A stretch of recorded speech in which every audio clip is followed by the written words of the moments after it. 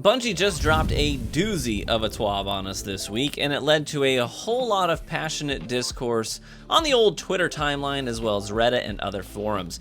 That's because Bungie delivered some news that no one was expecting in the form of skill-based matchmaking in the Control 6v6 playlist, but they wrapped it neatly in language that was gentle and soft adjectives in a somewhat futile attempt to keep players on the upper end of the skill gap from losing their minds. Now, I don't want to overgeneralize here regardless of that last statement or the title of the video. I know plenty of people, plenty of players in the upper end of the skill gap, as well as content creators who either are cautiously optimistic about these changes or are openly against them, but at least they're well spoken on why without all the whining and toxicity. So props to those who fall into those two camps. Let's try to be objective and intelligent in our discussions. Skill-based matchmaking, it's a hot term that usually inflames passionate responses and often leads to common fallacies and debates like straw man tactics and whataboutisms. So none of those things are actually helpful, and usually if you take those approaches, you kind of just end up looking like a bit of an ass. So when we talk about this down below, let's try to be respectful of both sides of the argument, and I'll tell you which camp I'm sitting in currently as well before the end of the video. But first, let's take a look at what Bungie said. Let's set some expectations, and we'll chat about the recent years of Destiny PvP without any skill-based matchmaking, and then kind of wrap it up as we chat about where we go from here and what we can realistically expect to experience next season in PvP. So, revisiting the TWAB, we read here that Bungie has listed out several goals for this matchmaking system next season. And these are important. It's easy to just breeze over these, but they aren't just goals. You need to remember these. Make a mental note of them because these are actually the criteria that we will be judging this system on moving forward. So halfway through next season, we're gonna grade Bungie on how well they met the standards that they laid out for us in advance. So think of this more as a list of things a teacher lays down at the beginning of the semester as things that you'll need to be able to do if you're to pass the class. This list of goals is actually a list of things Bungie will need to be able to prove that they've done with this system if we as a community are to let them pass, if we're going to give this system our blessing. Goal number 1. Bungie wants every player, including new lights, to feel like more often than not, they are in a lobby where they can compete. They can actually be of use to their team in some capacity. They can contribute to the score. Now that's certainly a worthy goal. And let me just say that I have been giving feedback consistently for over a year now that I want there to be outlier protection and control, because when there's an outlier, aka someone who's really good at the game, in the lobby, the game will stack all the worst players in the lobby on that outlier's team in order to offset their skill. And we'll talk more about that later. But what that does is it leaves, often 3 or more players on one team who have to play against a team of players who are all better than they are. So every fight they get into is against someone better than them. And that's a crushing feeling. Knowing that if you're going to win even a single fight, it means that the other guy has to screw up. So with that current system, you're often seeing players, new lights included, who come into a match, get crushed repeatedly, and decide, man, this PvP stuff is just not for me, and they're gone. So goal number 1, Bungie wants those players to stand a chance. Have a little fun, maybe stick around. It's a worthy goal for sure. Goal number 2, Bungie wants to get rid of these matches where Destiny Tracker shows Team Alpha had a 90% chance of winning. When even the API trackers are like, dang, these people did not stand a chance, then you know you've got a problem. And while those might not be the majority of matches right now, it's true that players often remember that one horrible match more than they remember the 4 decent ones. So Bungie is shooting for the majority of matches to be a situation where your team has a 40 to 60% chance of winning. That's sort of the range they're looking for. They don't want these matches that are over before they even happen.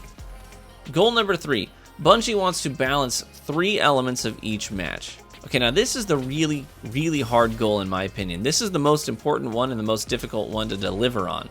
So the 3 elements that they're looking to balance are the quality of your connections to your peers, how fair the match was, and how quickly you went from clicking the launch button to actually getting your boots on the ground in a match. So they want you to not sit in long queues to find a match, where you have a reasonable connection to everyone and the match won't be a blowout.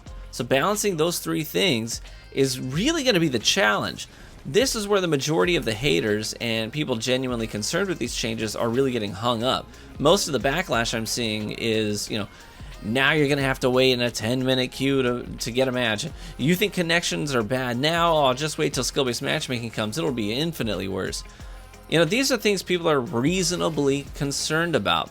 And be careful not to write off someone's concerns just because you don't like their delivery method either. A jerk saying something in a jerky manner doesn't necessarily make the heart of their argument incorrect or disingenuous. You might not like Destiny Fun Police, or you might find him abrasive, but when he says he's not optimistic about the connection quality moving forward, he's also not wrong to be worried. If you scroll down in the TWAB, you'll get a section where Bungie states what you can expect with their loose skill-based matchmaking system initially. When you search for a match, the game will have a skill range that it's going to be searching within. They say it's a generous range, but personally, I feel like it could be even broader, honestly, and I'll get to that in a second. But the game is going to try to find you an opponent within an acceptable skill range from you, who you have an acceptable connection to, and fill the lobby with players like this. If it has trouble finding those players quickly, then it will start to broaden the parameters of its search standards in terms of skill and connection. Then they say this: we expect overall matchmaking times to go up. More so if you and your fire team are on either end of the skill curve, depending on the current population in your region. That statement right there, this is the thing that has me a little concerned. I'm still hopeful, but I'm a little concerned. They go on to say, we are hoping the trade-off for matches that aren't super sweaty or lopsided blowouts will be worth it. So this here really speaks to why PvP content creators and streamers and influencers generally really hate skill-based matchmaking in sixes. These people tend to be on the highest end of the curve. People in the middle, the average PvP gamer, is going to be affected the least amount. But on the top end of the skill curve, and obviously on the bottom end too, but on the top end of the skill curve, the pool of players that the game can pull from is cut way, way, way down. I mean, think about it. There's a much smaller number of players in the whole community that reach that upper echelon of skill. So if they can only match players within a certain skill range above and below them, the pool of players is cut much smaller at the top within those ranges.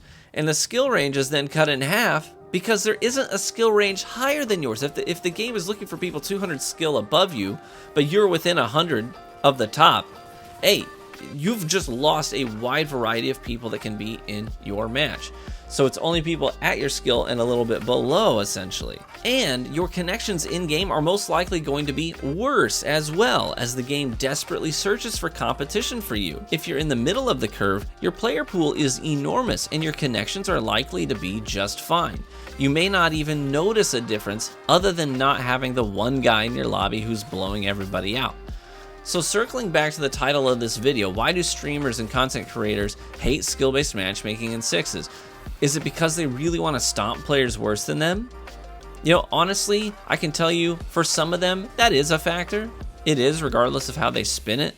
But the majority of their concern is that the speed at which they can find matches and the quality of those matches goes considerably down when skill-based matchmaking exists. It is a fact. It is an undisputable fact. And you may be on the side of skill-based matchmaking because it benefits you, but it doesn't mean that you should be blind to the very real concerns that people unlike you have, because of the very real way it'll impact their experience.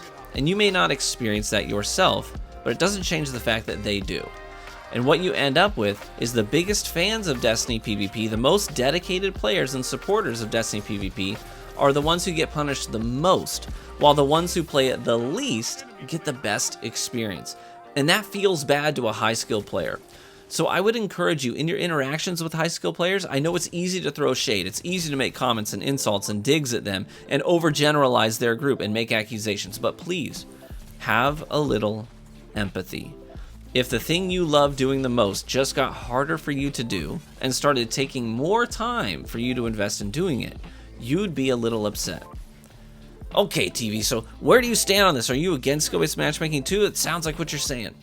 So here's the thing. I've been an active proponent of two things for years now with Destiny 2's casual 6v6 experience. First, I've felt like lobby balancing doesn't work well. It works on average skill, between the two teams. And that system just doesn't work when there are outliers in the lobby. If you load the team with 1s and 2s to offset the 10 in the lobby, what ends up happening is that the 10, hey, he can still frag out, the same as always. But the 1s and 2s are playing against an entire team of 4s and 6s, meaning they'll never have a fair gunfight the entire match. They'll get destroyed, have a bad experience, and leave Destiny PvP. So firstly, I've been pushing for a snake draft-like system. This would give more players more fair fights, regardless of their skill. Secondly, I have been pushing for what I call outlier protection. This is a system where on the matchmaking level, the game would see me or another high school player searching for a match and say, okay, well, he's a 10, relatively speaking. Obviously, the system is much broader than 1 to 10, but for our example, he's a 10. Let's make sure there are no 1s and 2s in his lobby at all, okay? That'll mess up the lobby bouncing. So I believe outliers shouldn't cross paths. 9s and 10s shouldn't be in the same lobbies as 1s and 2s. The only exception to this, obviously, is when there's a pre-made fire team. So if a 10 is playing with like a 1, sort of like when I play PvP with my son, then that would be an exception. Now, outlier protection, it really is just another name for loose skill-based matchmaking. And what Bungie has described for their new system is a much harsher version of the system I've been advocating for. So where do I fall? I think this might be an overreaction, honestly. I think in 6s, just keeping the outliers apart from one another and reworking the team balancing system would be a great start. Bungie's new system is more like keeping 1s only matching 5s and belows, and keeping the average player, playing average players, and keeping the 9s and 10s only matching above average players, like 6s and above. I think this is a little too harsh for the casual game mode, for skill ranges as they described them, but I'm absolutely willing to give it a shot. I am not against this new system. My expectation is that many players will see an improved experience, but the most dedicated players will continue to be outspokenly against this system. But we can give clear and actionable feedback and work towards refining the system together.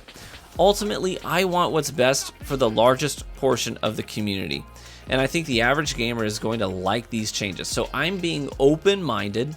I'm ready to give it a shot. I played the game religiously when skill-based matchmaking was in the game, and I've played other PvP games religiously like Apex Legends for years. I mained it for 2 years, and that's always had strict skill-based matchmaking, so I'm not afraid of it.